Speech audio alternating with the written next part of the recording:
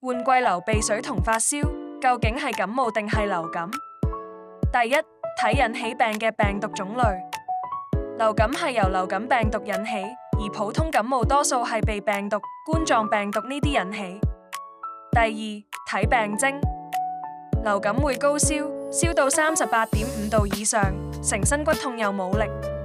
普通感冒就多數係鼻塞、流鼻水，有少少咳，通常都係低燒甚至唔發燒。第三，睇傳染性。流感透過飛沫傳播得好快，傳染性好犀利，普通感冒就冇咁容易傳染俾人。第四，睇恢復時間。流感通常要搞7至10日先好，仲容易引起併發症。普通感冒一般3至5日自己就會好返。如果出現高燒同全身骨痛，就要快啲去睇醫生。